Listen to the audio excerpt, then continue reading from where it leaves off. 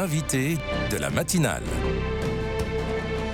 KTO Radio. Ce samedi matin s'ouvre le salon de l'agriculture à Paris dans un contexte de crise, un contexte également marqué par une nouvelle loi d'orientation agricole et les institutions religieuses. Dans tout ça, quelles réponses peuvent-elles apporter aux agriculteurs en lien avec la protection de la maison commune ? Certaines ont trouvé la réponse et le salut passe par leur patrimoine agricole. Marie Balthazar, bonjour. Bonjour. Merci beaucoup d'être avec nous ce matin. Vous êtes notre invité, vous travaillez pour l'association Terre de Liens et vous aidez notamment les institutions religieuses volontaires, qu'elles soient catholiques ou d'autres confessions, à utiliser leurs terres agricoles dans une dynamique d'agroécologie au service du bien commun. Donc, on rentre tout de suite dans le sujet. Combien d'hectares possèdent les institutions religieuses en France ? Est-ce que vous avez des chiffres ? Alors oui, mais c'est extrêmement difficile à évaluer avec précision parce que quand on parle d'institutions religieuses, ça regroupe une très grande diversité de structures qui vont des paroisses au monastère à l'enseignement confessionnel. Et parmi ces structures, nombreuses sont celles qui, par héritage, par donation de bienfaiteurs, en fait, ont constitué des patrimoines agricoles qui sont extrêmement variés par leur taille, par leur constitution et qui parfois sont un peu oubliés dans la gestion du patrimoine. Et donc nous, on s'est intéressé grâce en fait à des rencontres, à des congrégations et à des organisations qui avaient envie de faire que ce patrimoine serve à la protection de la maison commune, justement. Et est-ce que vous avez un chiffre ? Alors, on a estimé entre 10 000 et 15 000 hectares en France, mais ce chiffre est forcément très sous-évalué, puisqu'en fait, les requêtes au cadastre sont complexes à faire. Il faut pouvoir faire un travail de fourmi pour pouvoir y arriver. Mais à titre d'exemple, moi, je suis basée en Alsace. Alors, l'Alsace, il y a le régime de droit local, bien sûr, mais en Alsace, on a les plus grands propriétaires fonciers alsaciens sont des institutions religieuses. Et dans quelle région principalement on peut retrouver le plus de terres agricoles détenues par des institutions religieuses ? Alors en proportion, on sait qu'il y a effectivement un cas particulier en Alsace avec une proportion relativement importante et des grands propriétaires terriens. Par exemple, l'Union des Églises protestantes est un très grand propriétaire foncier. Et après, dans d'autres régions, on va retrouver des propriétés importantes en Bretagne, en Pays de Loire, en Occitanie également, et sur le secteur, par exemple, de l'Île-de-France, en ramenant, on va dire, la surface à la surface moyenne agricole du territoire. Et parlez-nous un peu de ce projet qui aide les institutions religieuses volontaires à modifier, en tout cas à donner un nouveau projet à leurs terres agricoles. Depuis combien de temps vous l'avez lancé ? En quoi ça consiste plus précisément ? Alors, à Terre de Liens, on défend l'idée que la terre est un bien commun et on revendique d'autres modes de gestion qui impliquent les citoyens. Donc, on est une structure d'éducation populaire et de défense de l'environnement. Nous, on fait l'acquisition de fermes, on les gère et c'est une expérience qu'on partage volontiers avec d'autres acteurs, notamment des communes, des collectivités locales qui font appel à nous. Et en 2017, on a fait une rencontre surprenante qui était les Sœurs de la Croix, donc une congrégation alsacienne qui nous a sollicités parce qu'elles étaient propriétaires de 140 hectares de terre autour d'un institut médico-social. Et elles nous ont sollicités pour essayer de trouver un nouvel avenir pour ces terres. Donc on a démarré par cette expérience. C'est vraiment un partenariat ou en tout cas une envie de travailler ensemble qui est née sur le terrain. Vous les avez Et accompagnées dans le projet qu'elles avaient ?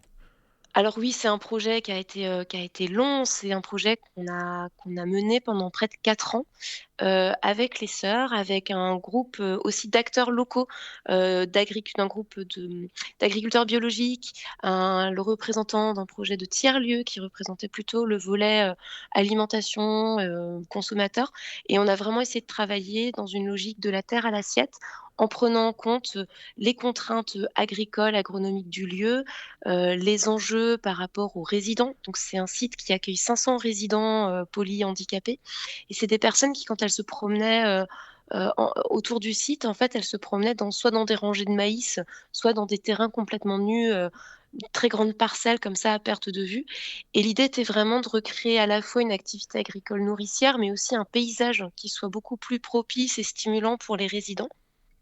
Et après 4 ans de travail et avec, vraiment la confiance, des sœurs qui ont vraiment cru en ce projet, qui ont joué le jeu d'avancer de pas à pas avec nous, aujourd'hui, il y a 8 agriculteurs, qui font du maraîchage, de l'élevage, des poules, des céréales, il y a des brebis, il y a des vaches maintenant sur le site et c'est 8 agriculteurs qui travaillent sur place, dans cet état d'esprit, tous en agriculture bio, ils sont tous engagés dans des circuits courts et c'est à l'échelle d'une ferme de cette taille, c'est quand même une petite Mmh. révolution. Pour nous, c'est pas très habituel, hein, de travailler, sur des fermes aussi grandes et c'est vraiment cette expérience qui nous a mis, le doigt sur la propriété des institutions et surtout sur le fait qu'on se rejoignait beaucoup en termes de valeurs, à travers, cette vision de la maison commune, de la terre bien commun et on a eu envie d'aller plus loin, de se questionner, de se dire: «Bah, voilà, Terre de Liens, association laïque, est-ce qu'on peut être un compagnon de route, pour, des congrégations ou des institutions qui se questionneraient sur l'avenir de leur terre?» Et donc ça a été le cas. Combien d'autres institutions vous accompagnez, depuis? Alors on a eu une première étape préalable qui a été de faire un travail de fond. De vraiment, voilà, quels seraient les atouts de Terre de Liens pour, travailler avec des institutions? Parce que voilà, on est une organisation, comme je disais, laïque. On a eu l'opportunité, en fait, de rencontrer, une jeune femme qui avait une, formation de théologie protestante et une formation en environnement qui nous a rejoints pendant 1 an et demi et qui a beaucoup travaillé avec nous, pour nous aider à tisser des liens avec, ce réseau, notamment le réseau, Église verte et elle a vraiment fait des ponts pour évaluer quelle pouvait être notre place, quel était l'intérêt de Terre de Liens, qu'est-ce qu'on pouvait, apporter de plus et puis, ben, au fil de l'eau, on a rencontré, plus d'une dizaine de communautés. Alors quand je dis communauté, c'est des monastères, mais ça peut être aussi des diocèses. On a eu des contacts avec le diocèse de Nantes, on a eu des contacts avec, je parlais de l'Union des églises Mmh. protestantes, d'Alsace-Moselle. Et avec ces acteurs, on s'interroge sur, comment gérer, les terres d'église vers une orientation, plus agroécologique, plus favorable à l'installation, dans une dimension aussi plus sociale. Est-ce que donc il y a souvent une dimension aussi d'accueil social ou d'accueil, de migrants, par exemple, dans les sollicitations qu'on a reçues. On n'a pas toujours été les bons interlocuteurs, c'est-à-dire que parfois on a renvoyé vers d'autres partenaires. Mais en tout cas, on a senti, une envie et une attente à mener ce travail et notamment au sein d'Église verte, hein, puisqu'on a pu développer avec Église verte, un diagnostic sur, les terres appartenant par exemple au monastère. Donc vous sentez un attrait particulier de la part des institutions religieuses? Alors, je ne sais pas si c'est un attrait, mais l'encyclique du pape, Laudato si, est quand même, très explicite sur les enjeux écologiques. Ça a été renforcé, par, Laudato Deum et c'est vrai que même si on le dit avec des mots différents, je pense qu'en termes de valeurs, il y a vraiment des points de connexion, il y a des valeurs communes, avec Terre de Liens. Mais ce qui, moi, me frappe le plus dans mes expériences d'accompagnement, c'est que on est très peu dans la justification de pourquoi il faut faire de l'agroécologie. Moi, j'ai travaillé avec des sœurs, qui ont, pratiquement 80 ans et en fait, faire de l'agroécologie, pour elles, ça faisait pas un pli, c'était vers ça qu'il fallait aller et c'est ça qui est le plus frappant, je pense, de mon point de vue et de mon expérience, c'est qu'on est très vite en accord sur les valeurs et on est très vite sur: «Bon et maintenant on fait quoi? Comment Mmh. est-ce qu'on fait pour avancer?»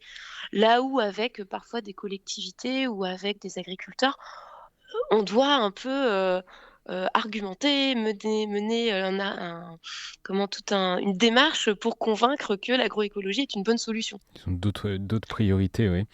Et quel rôle peuvent jouer ou doivent jouer les institutions religieuses aujourd'hui sur la question du bien commun dans le monde agricole? Ben, d'une part, c'est un propriétaire, assez à part, et la, typologie des biens qui appartiennent à l'Église, en fait, c'est souvent, ça peut être des très grandes parcelles puisqu'il n'y a pas eu de succession, donc il n'y a pas eu de Mmh. division des parcelles. Ça peut être des biens, comme on a eu l'opportunité, donc là à Saint-André, à l'Institut, 140 hectares dans Solte-Tenant sur lesquels, on a pu monter un projet collectif. Il y a eu 10 kilomètres de haies qui ont été plantées sur ce lieu. C'est des lieux où on peut vraiment faire un changement d'échelle. On n'est pas en train de faire un petit projet de maraîchage, sur 1 hectare. C'est des projets qui ont une envergure et qui ont un rayonnement, vraiment intéressant. C'est des lieux d'expérimentation aussi, agricoles, sociaux. Et peut-être que, on a des possibilités de développer des choses qu'on ferait peut-être pas ailleurs. On connaît la difficulté pour, un jeune agriculteur ou un néo-maraîcher, par exemple, à lancer son exploitation, son activité agricole. Mmh. Est-ce que ces projets, peuvent également aider en ce sens? Complètement, alors on a le cas de figure, hein, de certains monastères qui exploitent encore par eux-mêmes avec, de très beaux exemples. Je pense au monastère de Boulor, dans le Gers, hein, je crois, Oui. où, il y a une très belle activité agricole, mais on est quand même sur des communautés vieillissantes avec des moyens des fois, de plus en plus difficiles à mobiliser, et c'est vrai que l'arrivée d'un jeune agriculteur sur, ce type de lieu, ça peut vraiment être une bouffée d'oxygène. Ça peut vraiment ramener, du professionnalisme dans l'activité agricole. Ça peut ramener, du lien quand il y a des activités d'hôtellerie. Et on a eu le cas, il y a quelques années en Moselle, hein, d'une, bergère qui s'est installée, sur les terres d'un monastère et dans l'ancienne bergerie. Ça permet aussi de maintenir des bâtiments parfois qui sont, patrimoniaux. Donc c'est vraiment, des belles opportunités pour les porteurs de projets d'arriver sur ces lieux où ils sont locataires, donc les investissements sont moindres. Parfois, il y a encore des installations en place. Et puis, c'est aussi un environnement, où on peut tisser du lien parce que dans les problématiques de l'installation, il y a l'accès au foncier, il y a l'accès au financement, mais il y a aussi une forme d'isolement qui peut se faire parce qu'on s'installe rarement, de la région d'où on est. La recherche de foncier est difficile. Des fois, il faut partir un peu plus loin, et dans le quotidien, parfois, certains se sentent, isolés, dans leur installation. Donc c'est quand même des opportunités aussi d'avoir un lien social et un environnement, humain favorable pour ces installations. Et une dernière, question, Marie, Balthazar. On l'a dit, la France, adopte une nouvelle loi d'orientation agricole. Qu'est-ce qui vous paraît primordial aujourd'hui pour, protéger l'agriculture en France? Alors à Terre de Liens, à l'occasion du salon de l'agriculture, on va publier là notre rapport sur la souveraineté alimentaire. C'est un an de travail et d'études, hein, pour compiler des données, des références et des expériences, qui montrent qu'aujourd'hui la loi d'orientation agricole qui a été votée, un petit peu rapidement, elle est pas du tout à la hauteur, des enjeux. Elle va même à reculons sur beaucoup d'enjeux, environnementaux, mais aussi sur, le cadre de l'exploitation des enfin des fermes des exploitations agricoles. Et sur la souveraineté alimentaire, ce qui est, notamment démontré dans ce rapport, c'est qu'aujourd'hui on importe énormément alors qu'on aurait les surfaces pour assurer la souveraineté dans nos territoires, mais qu'il faut pour cela qu'il y ait beaucoup plus d'agriculteurs, de paysans, de paysannes. Il faut qu'il y ait des circuits et des filières qui se développent. Il faut, il faut absolument réfléchir à l'adaptation au changement climatique et à l'évolution de certaines productions dans certains territoires où ça va devenir de plus en plus compliqué, notamment sur, la gestion de l'eau. Et nous, on est vraiment partisans de cette relocalisation de l'agriculture et d'une agriculture, vivante sur les territoires qui génère, des emplois, parce que ça nous semble aujourd'hui être le levier, absolu à mobiliser pour assurer notre souveraineté alimentaire demain. Et les candidats sont là. C'est vraiment flagrant aujourd'hui des gens qui veulent s'installer en agriculture. On parle de crise des vocations, mais nous, on répond chaque semaine, chaque mois à des dizaines de candidats à l'installation agricole qui sont pas issus du monde agricole, qui ont cette vocation, qui ont cette envie, et il faut absolument leur faciliter le parcours pour qu'ils Mmh. puissent, s'installer dans de meilleures conditions. Et donc, pourquoi pas pour, ces candidats s'installer sur, les terres d'une institution religieuse. C'est en tout cas, votre mission, Marie Balthazar, au sein de l'association Terre de Liens. Merci d'avoir, accepté notre invitation ce matin, et Terre de Liens, sera présent d'ailleurs au salon de l'agriculture dans le cadre d'une présentation du rapport dont vous avez parlé mardi prochain à 14h30. Encore merci Marie Balthazar, et bonne journée. Merci. Bonne journée à vous également.